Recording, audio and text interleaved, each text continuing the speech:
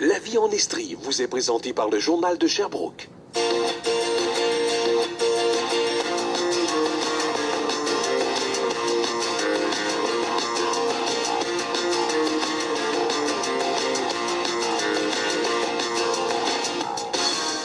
Bonjour tout le monde et bienvenue à l'émission. Aujourd'hui, nous allons recevoir le club Force de l'amitié de Sherbrooke. On aura plus de détails sur ce club en deuxième partie d'émission. Mais tout d'abord, j'aimerais que l'on parle des gens que l'on croise au cours d'une vie. On croise beaucoup de gens, puis souvent, les personnes que l'on rencontre, on ne connaît pas l'histoire qui se cache derrière les visages. Mon invité a décidé de laisser tomber son masque pour nous raconter une partie de sa vie. Je vous présente Hélène Martin. Hélène, bienvenue. Bonjour. Et à vos côtés se trouve l'auteur, celle qui a écrit une partie de votre histoire, Sophie Martel, bienvenue également. Vous êtes avec nous pour nous parler de votre livre « La voix du silence ». C'est un livre où vous parlez de certaines expériences de votre vie, Hélène. Qu'est-ce qui s'est passé? Qu'est-ce que vous avez besoin de raconter? Moi, c'était plus pour me guérir, de me libérer de certaines choses qui étaient comme pas correctes dans ma vie. Puis en même temps, d'aider beaucoup de gens qui sont pris avec ces problèmes-là, qui sont comme cachés, parce que ça fait des années. Fait que moi, c'était le but de mon livre, c'était de me guérir, me libérer, puis en même temps d'aider d'autres gens. Et Sophie, qu'est-ce que vous racontez par le biais de la voix de Hélène? C'est qu'Hélène est venue me voir pour me raconter son vécu. On voulait pas que ce soit un livre purement autobiographique. Donc, j'ai monté un roman à partir de son expérience de vie. Donc, au début, c'est vraiment mettre en place...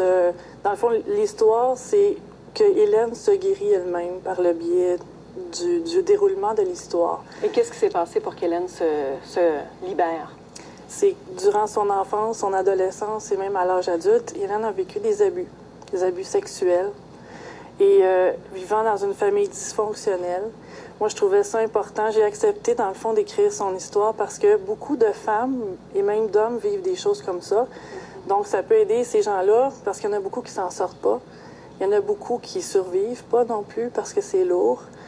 Puis pour ceux qui l'ont vécu, ça peut être un message d'espoir qu'on peut s'en sortir. Il y a des démarches à faire. Puis pour ceux qui ont un vécu plus léger, c'est en même temps de dire moi, avec mes petits problèmes, je suis capable d'avancer puis d'être heureux aussi. Pourquoi on ne parle pas, Hélène, quand on a été victime d'abus sexuels de la part d'un oncle, d'un père et d'un frère? C'est comme... Tu peux vraiment pas n'en parler. Faut passer telle étape là, pour être rendu là. Parce que moi, il a fallu que je sois équilibré pour pouvoir dire, là, c'est assez. Assez, c'est assez. Fait que ça prend une force de caractère aussi. Faut que tu aies confiance en toi, puis faut que tu te dises, là, ça passe plus, là. Tu ne peux plus accepter l'inacceptable à un moment donné. C'est qu'est-ce qui s'est produit. Mais on se tourne vers qui? On se tourne vers quoi à ce moment-là quand on décide de parler et de s'ouvrir? Moi, j'ai été demandé de l'aide dans plusieurs organismes. Puis oui, quand tu veux, il y a toujours quelqu'un qui peut t'aider. Puis moi, j'encourage beaucoup ces personnes-là à aller chercher de l'aide parce qu'il y en a. Tu sais, à un moment donné, il faut que tu prennes le pouvoir de ta vie. Puis moi, c'est ça que je voulais. Puis c'est qu'est-ce qui est arrivé.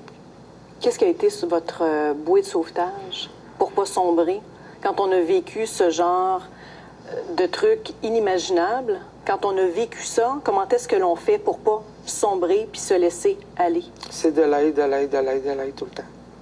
Moi, ça a été vraiment de l'aide que j'ai accepté d'aller chercher. Aussi parce que je le voulais, là. Tu sais, je voulais vraiment m'en sortir puis je voulais avoir une belle vie qui continue pour moi, là, Mani. Fait que je suis très fière de ce livre-là. Sophie, qu'est-ce qui vous a séduit chez Hélène pour vous inciter à écrire le livre?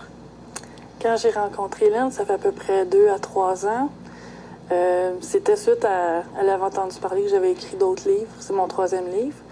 Puis il y a plusieurs personnes qui m'avaient demandé d'écrire des choses pour eux. J'avais toujours refusé. Mais quand Hélène m'a raconté son histoire, puis j'ai vu comment je la trouvais rayonnante, Hélène, je me suis dit, les livres que j'écris, c'est de la croissance personnelle. Donc ça va dans le même sens que c'est possible de s'en sortir. C'est possible d'arriver à être heureux, mais il faut juste faire ce qu'il faut. Puis comme Hélène a dit, tout seul, souvent, on travaille fort pour essayer juste de tenir la tête hors de l'eau. Mais en demandant de l'aide, en faisant des démarches, en travaillant sur soi, bien là, c'est possible d'avoir une vie équilibrée à travers tout ça, malgré le poids du passé. Et le but de votre livre, Hélène, est-ce que c'était de tout simplement dénoncer ce qui s'était passé ou c'était d'aider les personnes qui sont emprisonnées avec leurs secrets? En plus, c'était ça vraiment, là. Moi, premièrement, c'était pour me libérer, moi, me guérir, puis d'aider d'autres personnes. Puis je pense que j'ai réussi à date que j'ai aidé déjà quelqu'un. C'est qu'est-ce que je ressens. Est-ce que vous avez guéri? Est-ce que vous avez réussi à pardonner? Oui. Pour être rendu où je suis rendu là, c'est sûr, j'ai pardonné parce que faut pardonner pour pouvoir passer à autre chose. Fait que c'est grandiose. Pour moi, je suis une femme, je suis une grande dame. Je me trouve une grande dame d'avoir passé à travers de tout ça. Puis je remercie aussi le monde qui m'ont aidé aussi, parce que j'ai eu beaucoup de monde qui m'ont aidé aussi. Beaucoup de support. Beaucoup de support. Vous êtes au début de la cinquantaine. Est-ce que vous diriez que vous avez enfin trouvé le bonheur? Oui. Je suis plus la même personne. Fait que pour moi, c'est vraiment bénéfique, ce livre-là.